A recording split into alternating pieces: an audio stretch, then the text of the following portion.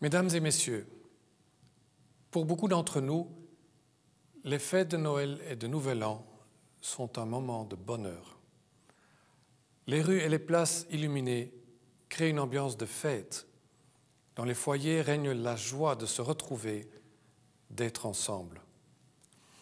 Malheureusement, cela ne vaut pas pour tout le monde.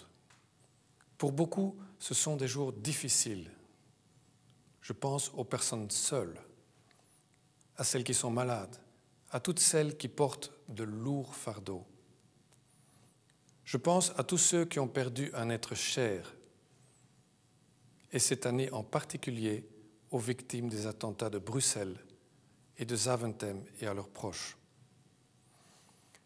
Les événements de l'année écoulée, en Belgique, en Europe et ailleurs dans le monde, sèment le doute sur l'avenir. Nombre de personnes sont inquiètes pour leur emploi, leur revenu, leur sécurité. Trop de jeunes pensent que leur vie et celle de leurs enfants sera moins bonne que celle de leurs parents. Trop de personnes âgées se demandent si elles seront encore en mesure de suivre les évolutions en cours.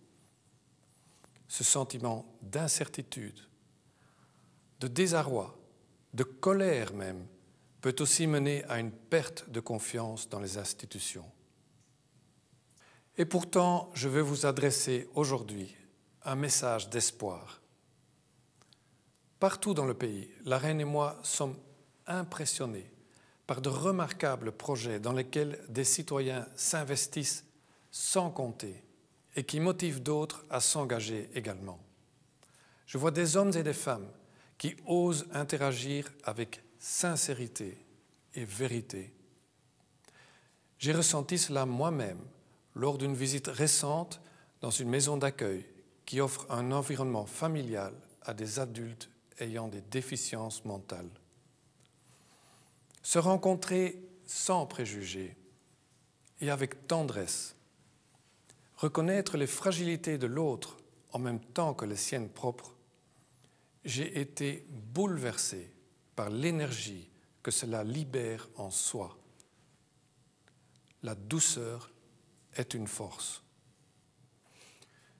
Je vois aussi de nombreux exemples de solidarité et de générosité dans des camps de vacances qui rendent leur sourire à des enfants victimes de maltraitance et de harcèlement, dans des familles qui accueillent chez elles des personnes exclues, dans des projets qui rassemblent des personnes de générations et d'origines différentes.